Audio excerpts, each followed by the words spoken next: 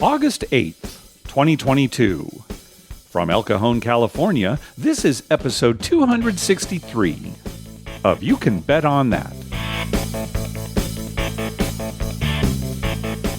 Hi, everybody. Welcome to You Can Bet on That, a podcast for the recreational gambler. My name is Mark Duvall, and sitting across from me is Dr. Mike. Hello. Mike, welcome back to Thank sunny you. Southern California. Yeah, here for the weekend. Good. What you been doing since you got here? Well, taking care of my parents and good. going to casinos. Oh, there you go. Good. That's what I've been doing. And of course, you and I went out to Harrah, Southern California 2 consecutive nights while you were here. Yep. And we'll talk about that. But get us started. So, I mean, your trip is going okay? And you're it's feeling going, okay? And feeling so-so. okay, yeah. But yeah, it's so far so good. Good. My dad and I and my mother and my brother went out Thursday to Barona. Okay, good, yeah. So that was fun. I played craps for a few hours, like maybe 2. And then I watched my dad mostly play slots. Okay, yeah, right. The rest of the time. He had a good time. Yeah. He didn't win, but he had a good time. He liked it. Good. And craps went good. Okay. I kind of like the craps there. Full 10 times odds. Okay, good. In the past, we haven't really enjoyed ourselves there, mostly because of the crew. Right. But you had a good crew? We had a good crew, yeah. Good. Very nice, very good. There were a few funny things that happened. Okay. When I got up to the table, it was me and about 3 or 4 other people. And the rolls were actually pretty good. I was up a little bit. And then, they started to go down a little and people left. And so it was just me at the table. And then I had a mega roll and shot way up, and was real happy about that. And then this guy comes up to the table who obviously was a regular. Okay, they recognized him. They recognized him. And he said, lock this spot up for me. I'm going to the cashier. So they locked the spot up for him. He went to the cashier. He came back. I was on my second roll, and he was going to buy in. He had $10,000, 2 $5,000 strapped bundles. Oh, okay, that he probably got from the cashier. The cashier, right. Yeah. So I was rolling, and the pit, she took the money. And But was it the come-out roll? No, it was in the middle of my roll. Okay. I would have been a little more upset about him buying in the middle of a roll for that much money if it had been more people on the table. Okay. Or if the dice were coming his way and all the money was laid out, But since it was just me, I know, whatever. And I just kept rolling. Okay. But he he bought in mid-roll. And she proceeded to take one of the $5,000 bundles, take the strap off and start to count it. Sure. And then he had a fit about why are they counting it? It just came from the cashier.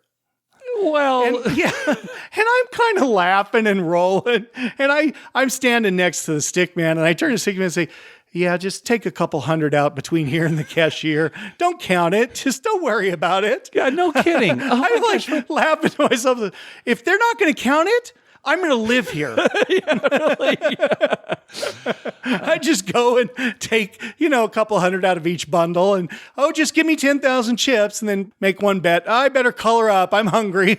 So it's like a regular, maybe it's the first time he's ever done this. Yeah, it's maybe. I hope that in retrospect he's thinking, well, of course they have to count it, right? Yeah. Who knows what I did maybe, with it on the way from the cashier. I don't know his story. Maybe he had lost earlier in the day or something. Maybe he was down a bunch of money and just not in a good mood. Yeah. But anyway, it was kind of funny. So they count it. It's correct. Sure. 10,000. Right. They give him the 10,000 and then my roll ended. And I said to him, it's just him and I said, "Oh, you can roll. I've rolled like 4 times. Even though he in a didn't row." have any action on your roll, go ahead and roll. Yeah. So he said, okay. So it was a $15 table. He puts $15 on the line and he puts $150 on all the place numbers not working on the come out. Okay. Yeah. So he rolls, comes out like on a 9 and then says to the dealer, all my bets are off. So the only thing he had working was his $15 line bet. Okay. Which he had no odds for. So he rolled like an 8 and then like a 5 or 6 or something and then 7'd out. Okay. Never turned his bets on. All right. Lost his $15. So then the roll came to me. He did the same thing. He put $15 on the line. And this time he put $500 on the 4, 5, 9, 10, and 600 on 6 and 8. All right. Off on the come out. Well, sure. Okay. Off on the come out. Yeah. So, I roll. I can't remember what point I made.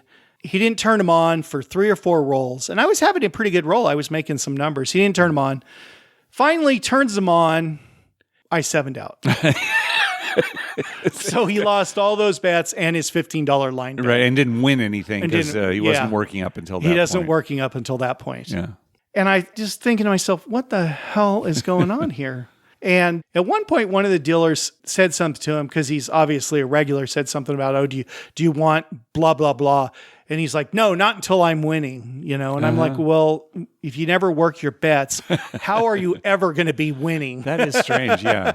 Then some more people came to the table and I noticed his play. It was very irregular. Yeah. He would sometimes say to the dealer, okay, I want the 5 and the 8 working. Yeah. So it's just real irregular. There's no rhyme or reason to any of it. It wasn't working out good when I left. He was down. So, But the funny thing is, and I should have probably said this at the beginning, when he came up to the table, he had one of those cards from the Baccarat table, and he was tracking all the rolls. Oh, okay. And he was tracking not only what came up on the cards, but what came up on the dice. Okay, so just to remind people here in California, all the craps games have to be based on cards. So Right. at Barona, you roll dice, and that determines what cards they turn over, and then that's the call. And that's the call, Yep. yeah.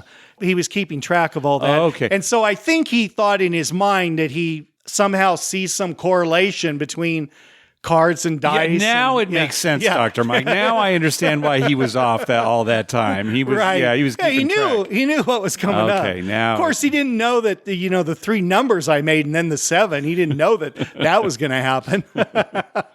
Well, that's a short term, Mike. Yeah. So, Yeah, you gotta you don't think see long- results till long term. You got to think long term on this. I hope he brought a lot of paper.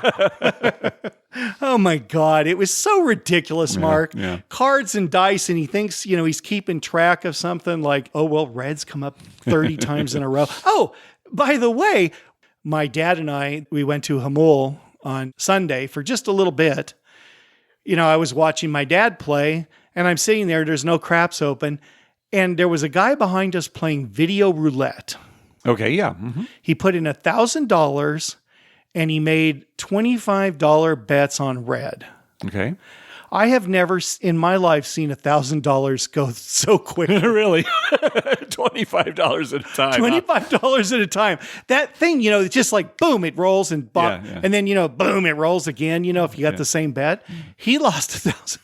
Black came up so much, and then the 0 and double 0 came up.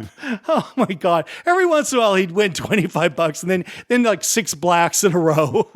Oh, I was watching him and my dad just cracking up because it was so weird how many times black came up.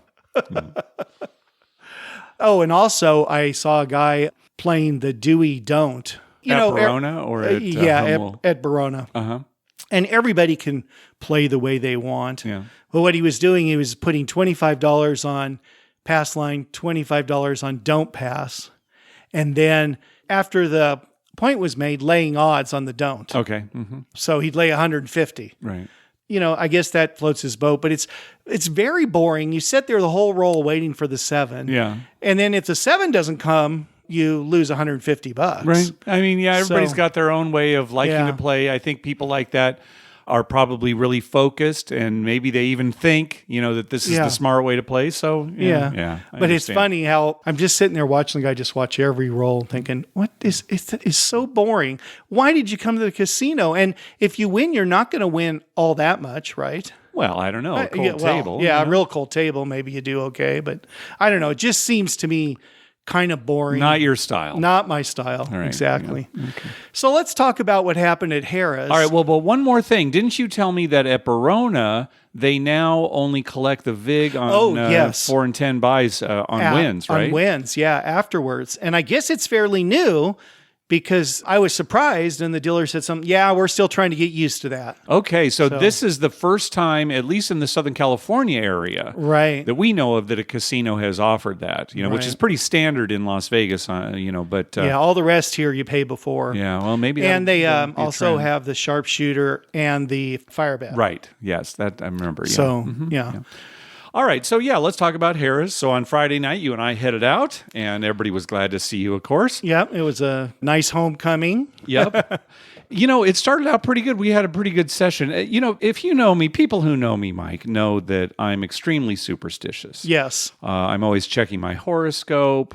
I'm a bit of a conspiracy buff myself. You live by the horoscope, too. So plan your life that way. So, of course, there are a lot of times where at a craps table, I will call my bets off. Correct. 3 times in particular, when the dice go off the table, when somebody buys in the middle of a roll, right, and on a stick change. And for a stick change, I actually go off for 2 rolls because, I'm not an idiot. Yeah, no, that's a smart thing to do, right? Yeah.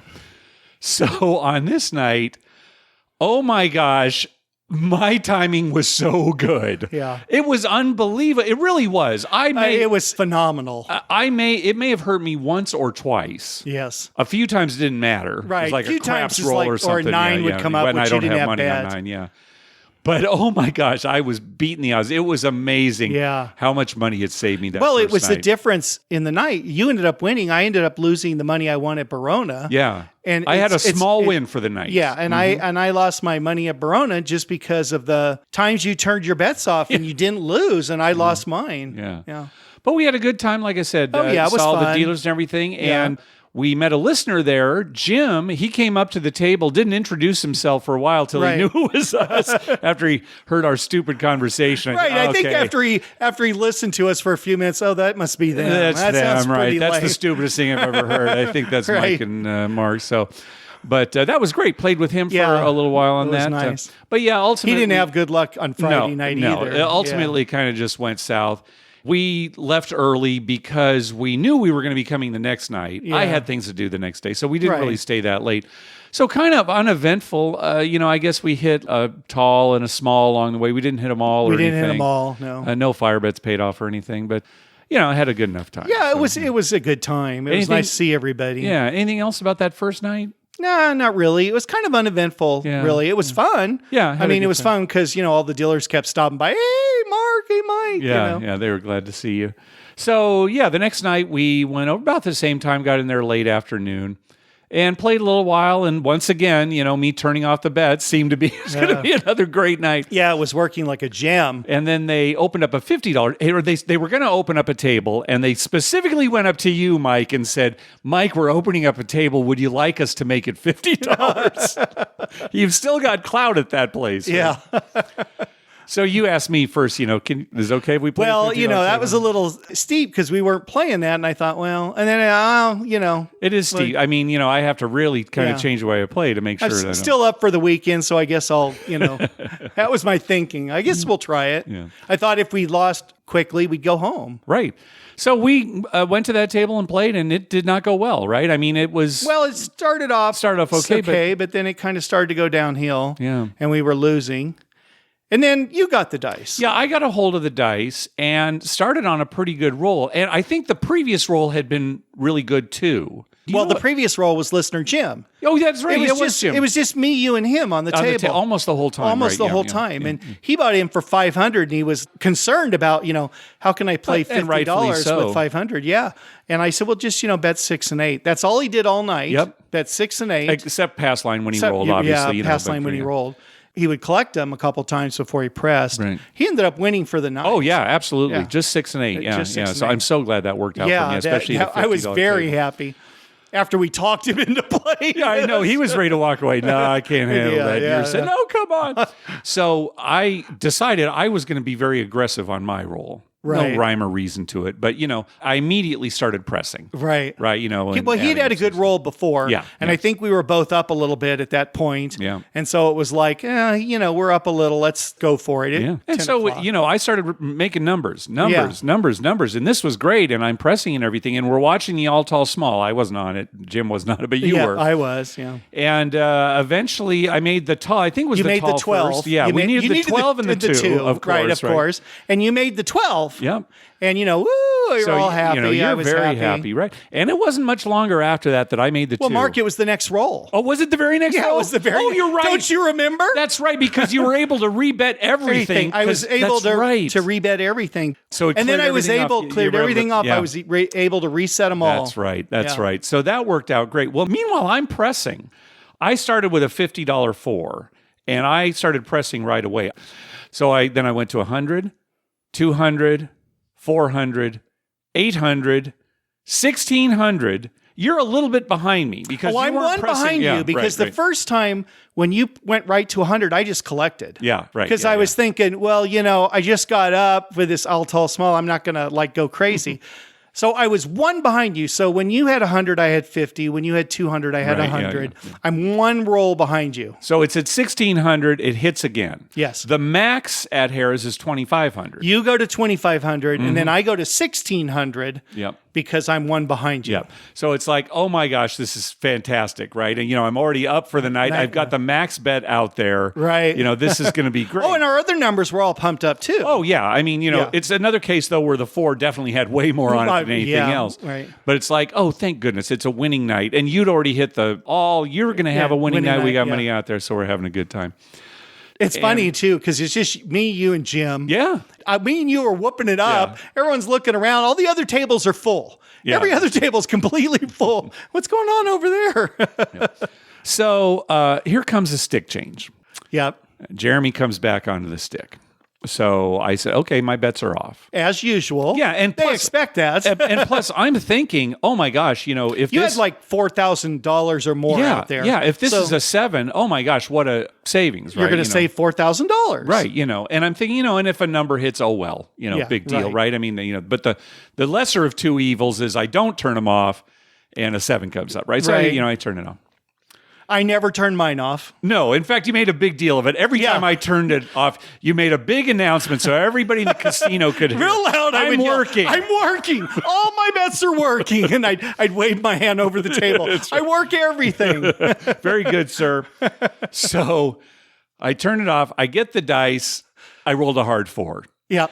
You're whooping it up like, oh, wow, Mark, you won 5,000. You didn't realize I turned my bets off. I forgot you turned it off. Because I'm lame. I'm whooping it up because I'm thinking, oh, great, I'm going to 2,500 you now. Go, so and you go to 2,500, right?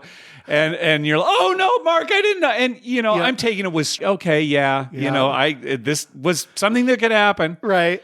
So you're off for 2 rolls. Yeah, that's so roll 1. I'm off for the second roll. So I go ahead and get the easy 4. Yep. So it's like, okay, well, this is going to happen. So I say, okay, my bets are on. $10,000 you've just now not recovered. No, I just didn't. Okay, I had no bet. I didn't win. What do you mean I didn't recover? I won 5,000 on that second roll because I had it was right. At the max. You were there, yeah. And on the way home in the car, so you were trying to save 4,000 and in the process lost 10,000. Not true. But I know I'm going to get a lot of grief. I'm just going to take it. All right. What else can I do? I'm not going to argue the point. You know how I play. That's the way it is. I'm Adam Bauer, not winning the $100,000 jackpot. Right. You and Adam. So I called my bets back on, got the dice, 7 out. 7 down.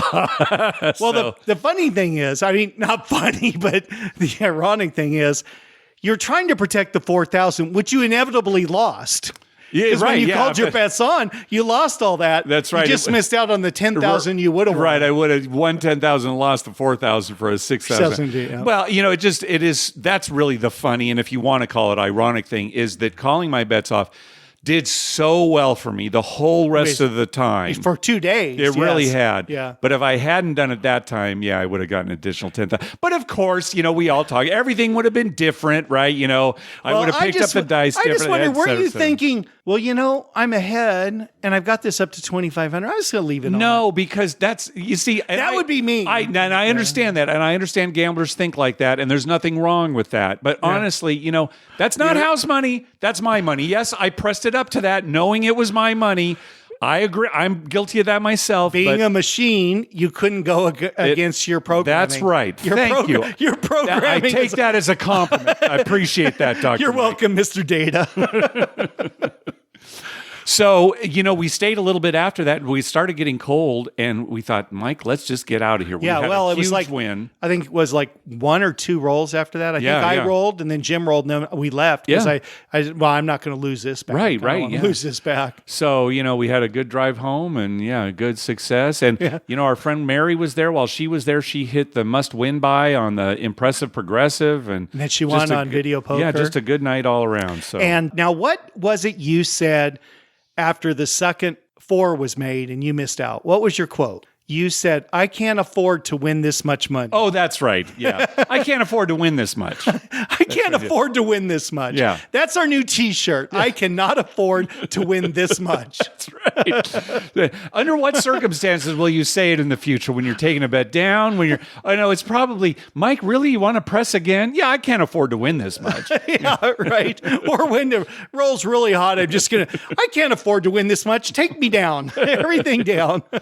I guess that's the regression players thinking, I can't afford to win this much. Right? I know the 8's going to hit again. Take me down to $6.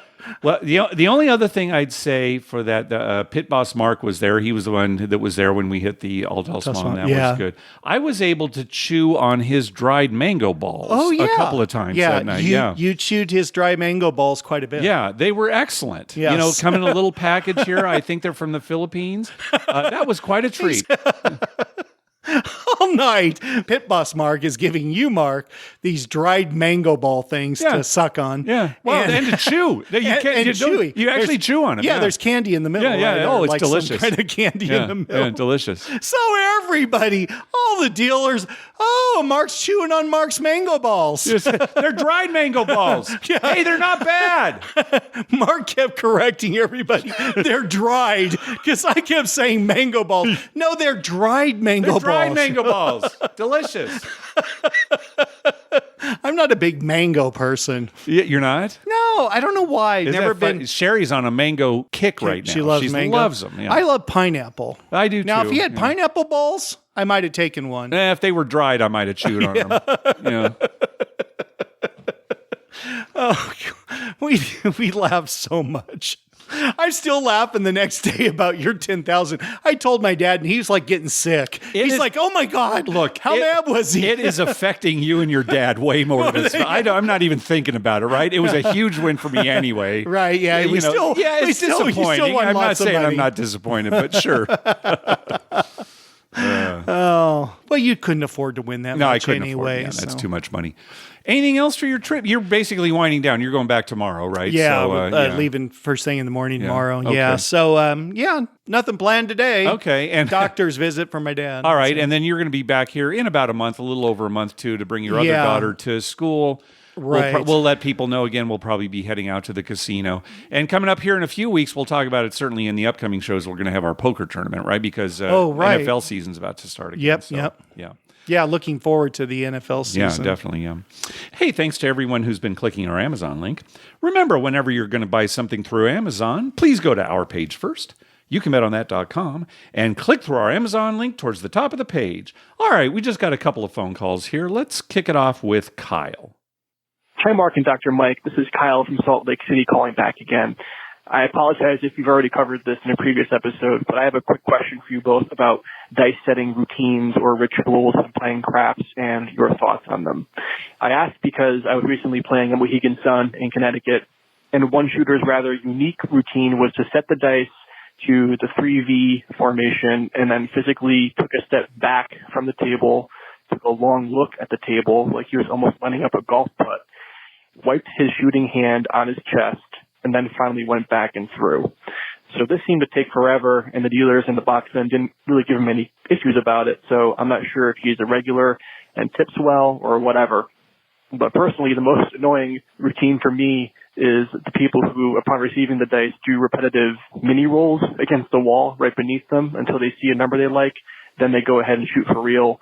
But I just want to get your thoughts on these rituals, whether you like them, hate them, or you do them yourself even. So thanks again for all your work. And Dr. Mike, I'm glad to hear your move is going smoothly. Okay, take care. Thanks, Kyle. Yeah, we've actually talked about this quite a bit on the show in past episodes. Yeah. We don't mind routines, certainly. Well, you've got to line your shot up, Mark. Yeah, I mean, that's just crazy if you don't. The thing that bothers me are the routines that take a long time, especially the routines where there are long periods where they're not really doing anything. Right. Like standing back and, concentrating. Lining up or, shot. looking down the table for a long time. I don't mind, kind of going through the rituals. He's talking about, people who kind of slap the dice back to what's fun about that, though? I do kind of enjoy it because I'm watching it and I'm always trying to figure out what are they looking for? Because sometimes they'll pick up a 9, and the next time they'll pick up an 11. Sometimes it seems inconsistent. Yeah, it seems inconsistent. Like, what are they looking for? I don't mind when they do that when they're trying to pick from the 5 dice initially. Right, that's usually pretty quick. I actually don't mind it that much if it's fast. Right, but if they keep doing it because they're not getting a number, it's just the people that they wipe their hand on their shirt, they take a step back, and then adjust their sleeves. Pause for like 2 seconds. Right. Okay, Jim, that we met, he had a great routine, right? Where he would, get the dice, he'd kind of pound his hand, the back of his hand on the felt once, right? And then and his release was really good. Shake his hand. So he's got a routine. Go. And he was fast at it. Yeah, so it was quick. And I have no trouble with dice setting. No, it's just the things, and that's when we joked about on a previous episode and kind of made one of our listeners mad anyway, where, if let's say somebody's going through this whole routine where they're concentrating and, it takes 20 seconds to roll the dice, and then after 3 rolls, they 7 out, we feel like saying, well, what went wrong? Yeah, what happened? You go through this routine. There must have been a reason that it went wrong on that one. Well, I don't really mind, like you said, routines as long as they're quick. Yeah. I mind it when it just takes forever. Yeah. Come on, let's move on with the game. I like a fast game. Yeah, me too. And I hate it when it just slows down to a crawl because somebody's got the dice and they're just eyeing them, or they're turning them over and over continually. Yeah. You've played dice before. The 6 and 1 are on opposite ends. What what are you looking for? That kind of stuff drives me a little crazy. Yeah. But as long as they're having fun, I guess. Oh yeah, and we never say anything. No, certainly, and maybe the casino would say something to a low roller if they wanted the game to move along. I'll tell you what I really don't like. I don't like drunk people who are slowing the game down because they're drunk and they're yammering or jibber jabbering with somebody next to them or something, or whatever they're doing and nothing's happening. Yeah. They're not even setting the dice. They're just hanging out. Yeah. Then I think, okay, come on, pass the dice. Go ahead and do your routine. Don't take too long. Yeah. And as part of your routine, always be doing something. Yeah. Don't be standing there. Don't be looking at the end of the table trying to will the dice to come to. I know we have one person we know that just stares at the end of the table, like somehow staring down there is going to make the dice land the way he wants. Or I don't know if he's looking for a landing spot or what he's looking for. But All right. Our second call from Nick. Hey, Mark and Dr. Mike. This is Nick from Virginia. I was just calling in with a quick trip report from MGM Springfield. It was my first time up there, and I went there overnight on a Saturday night. And late into the evening, you could find one of their 2 craps tables at $15. Actually, both of the craps tables were $15 when I went Saturday night, like midnight, which is something I'm not used to. They had all the carnival games. They didn't have any pie guy, which was upsetting. But overall, it was a really good experience. The crew was really good. The dice players there are amazing. There's no dice setting, really. They just pick up the dice and throw them. They also don't have any bonus games on the craps table, so it's just a straight felt. But it's weird because most of the MGM properties have either the fire bet or the all tall small. Sunday morning I went down, their craps tables don't open up till 10, but some of their other games were open, so I played a little 3-card poker, some 4-card poker, and they were all $5 a hand, which was great. And again, I'm not used to seeing those kinds of limits at my casino. Overall, it's a nice casino. We stayed at the hotel, which was also very nice. And I recommend anybody in that area go by there. They have pretty decent table limits. The dealers are friendly. It's a nice small casino, but they have everything you need. So Great show and keep it up. Thanks. Yeah, good. Thanks, Nick. Thanks. Yeah, I really like it when carnival games have those lower limits. Yeah. Because in so many cases, a $5 minimum doesn't mean that's how much you're going to be putting out for the hand, right? So Right. many of these carnival games have multiple Yeah, you're wagers you have putting to out make. $25, $30 Yeah, or something. so- Yeah, imagine if it's a quarter. Yeah, right. Yeah, yeah. Minimum. yeah. You're So- really putting out quite a bit of money. So, yeah, it's good news about MGM Springfield. One thing I've noticed and I do like about the Midwest in some of these smaller casinos I visited so far, they have lower limits. Yeah. And I've always played, quarters or $50, but when I get on these tables with 10, I kind of like it because then, 10 times odds, Sure. you start with 10 and then you just progress up. You go to 20, 40, 50, and then you just keep bumping your odds up. Yeah. I like that because it forces me to start lower. Forces you to start lower, yeah. And then because you can't do it on your own. well, if it's a $50 table, I always want full odds. I right? know, yeah. In a way, I kind of like it. It's fun and it's different, and everyone can play. So nobody's right. other people aren't worried about That's the real thing, yeah. they only have two tables, and if they made one a quarter, and one 10, well, the 10's one's full, people can't play. So they make them both 10 and then give you high odds. Yeah. I'm okay with that. Yeah, that's good. Well, kind of a short episode today. I wanted to get back into our schedule of, every 2 weeks and trying to get back into that mode. So nice to take advantage of having you here, Dr. Mike. Yeah. Back in the, how's the weather back in Caledonia? Well, today it's like 65 and kind of sunny. And here it's 95 and hotter than hell. Yeah, it's we're going through a heat wave like a lot of the my country. God. Yep. Yeah. So stay cool. Well, that's going to do it for this episode. We want to thank some people for some recurring donations.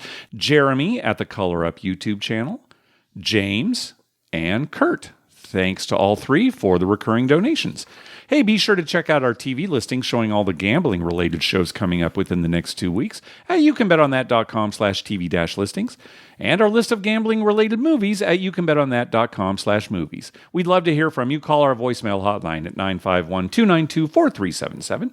That's 9512-WAGERS. 9512 wagers. Or you can email us at youcanbetonthat@gmail.com. You can also follow us on Twitter at youcanbetonthat and on Facebook at facebook.com/youcanbetonthat. Finally, please go to your favorite podcast app and write a review of the show. We love getting your feedback. Dr. Mike. Well, I'll tell you, Mark, the burden is off my shoulders. Yeah? I am so happy not to have this burden because for the first 62 years of my life, I've carried the Padres on my shoulder, and that's why their trophy case is empty. Yeah. But when I moved, I thought, oh gosh, now they're going to be great. And then they go and they get Soto and they get Hader and they get all these good players, and then they fall apart. And they get swept by the Dodgers. Yeah. So it's not me.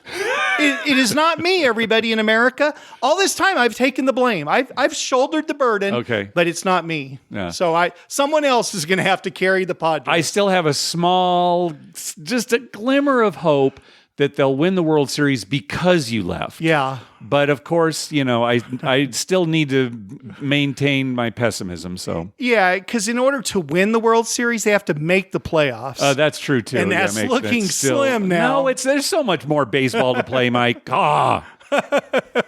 It just drives me crazy. I understand. I have to wait for college football to kick in, and Yeah. Oh, it's coming. that's first, and then we got the pros. And yeah. All right.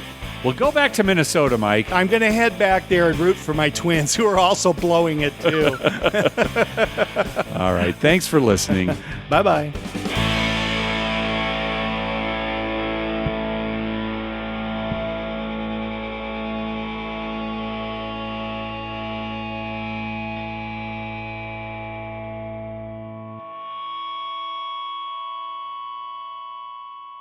El Cajon? That's the anus of San Diego.